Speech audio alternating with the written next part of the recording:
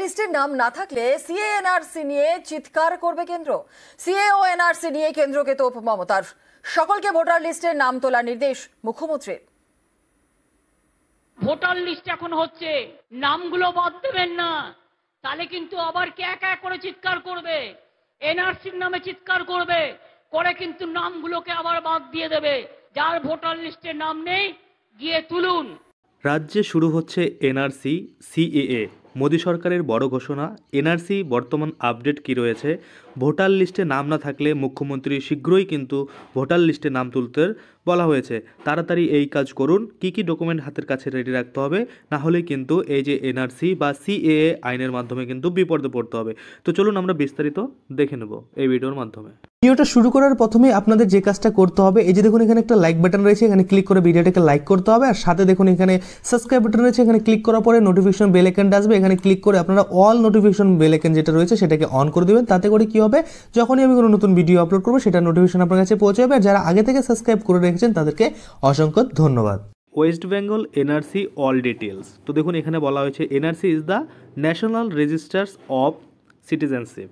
Under this register, every detail of citizens in India is present, but the details are only of the citizens who were present in India before their 1950. Although, as announced by Mr. Amit Shah in a recent speech, no Hindu will be excluded from the citizenship of India, even if he or she fails to produce the document to prove citizenship under the NRC. অর্থাৎ এখানে পরিষ্কারভাবে বলা হচ্ছে এই যে NRC রয়েছে অর্থাৎ national registers of citizens, এটা শুধুমাত্র সেই সব ডিটেলস মানে সেই সব সিটিজেন্সের ডিটেলস প্রেজেন্ট রয়েছে যারা কিন্তু 1950-এর আগে ইন্ডিয়াতে প্রেজেন্ট ছিল। এবং কি বলা হচ্ছে এখানে, অমিত শাহ রিসেন্ট যে তার বক্তব্য ছিল অর্থাৎ স্পিচ দিয়েছিল, সেখানে কিন্তু স্পিচের মধ্যে পরিষ্কারভাবে বলছে যে যারা হিন্দু রয়েছে, দেখুন এখানে বলছে যারা হিন্দু রয়েছে তাদেরকে কিন্তু কোনোভাবেই এই দেশ থেকে বের করা হবে না, অর্থাৎ তাদের কিন্তু সিটিজেনশিপ দেওয়া হবে।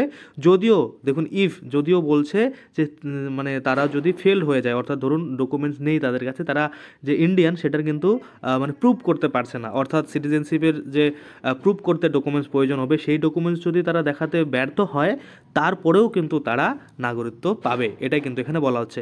আমি আরও একটু আপনাদের দেখাতে চাই, আরও একটা দেখতে পাচ্ছেন আপনারা নিউজ পোর্টাল থেকে আমি স্ক্রিনশট নিয়েছি, আপনারা দেখতে পাচ্ছেন ইংলিশ নিউজ পোর্টাল, যেখানে পরিষ্কারভাবে বলা হয়েছে যে no Hindu, Sikh, Jain or Buddhist will be thrown out of the country. অর্থাৎ যারা হিন্দু রয়েছে, শিখ রয়েছে, জৈন রয়েছে আর বুদ্ধিস্ট রয়েছে তাদেরকে কিন্তু দেশ থেকে বের করে দেওয়া হবে না। এখানে আবার আরও একটা লাইন বলেছে, even after they fail to produce proper document to prove their citizenship, যেটা আমি একটু আপনাদের আগেই দেখালাম যে তারা যদি তাদের যে নাগরিকত্ব প্রমাণ করতে যে ডকুমেন্টস প্রয়োজন সেটা যদি দেখাতে তারা বাধ্য হয় তারপরেও কিন্তু তাদেরকে রাখা হবে। আর এই যে সিএ আইন রয়েছে, সিটিজেনশিপ অ্যামেন্ডমেন্ট বিল, সেটার মাধ্যমে কিন্তু তাদেরকে নাগরিকত্ব দেওয়া হবে। এটা একটা গেল। আমি আপনাদের আরও একটা দেখাই। তো দেখুন একটা বেঙ্গলি নিউজ পেপারে সেখানেও কিন্তু বলা হচ্ছে যে বিভিন্ন নির্যাতিত অমুসলিম সম্প্রদায়ের ব্যক্তিদের নাগরিকত্ব দেওয়া হবে সিটিজেনশিপ অ্যামেন্ডমেন্ট অ্যাক্টের মাধ্যমে। অর্থাৎ এখানেও আপনারা দেখতে পাচ্ছেন পরিষ্কার করে কিন্তু বলছে যে বিভিন্ন যে নির্যাতিত অমুসলিম সম্প্রদায় রয়েছে তাদেরকে কিন্তু নাগরিকত্ব দেওয়া হবে এই সিএ আইন যে রয়েছে সেটার মাধ্যমে। তো আশা করি আপনারা বুঝতে পারছেন বর্তমানে এই যে অনেক যারা মুসলিম ভাই বোনরা রয়েছেন তাদের কিন্তু ভোটার লিস্টে ভোটার নাম নেই।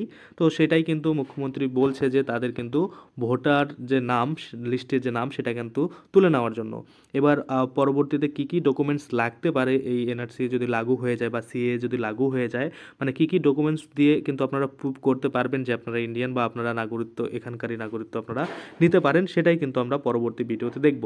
তো একটা জিনিস তো এখানে ক্লিয়ার বোঝা যাচ্ছে যে বর্তমানে এই সিএ আইন কিন্তু শুধুমাত্র মুসলিমদের জন্য লাগু হচ্ছে, অর্থাৎ এখানে হিন্দু যারা রয়েছে তারা কিন্তু অটোমেটিকলি তারা কিন্তু নাগরিকত্ব পেয়ে যাবে, সেটাই কিন্তু বলছে। যদিও এখানে একটা কথা জোর দিয়েই বলছে যে ডকুমেন্ট যদি তাদের কাছে নাও থাকে তারপরেও কিন্তু তাদের দেশ থেকে বের করা হবে না, তাদেরকে কিন্তু নাগরিকত্ব দেওয়া হবে।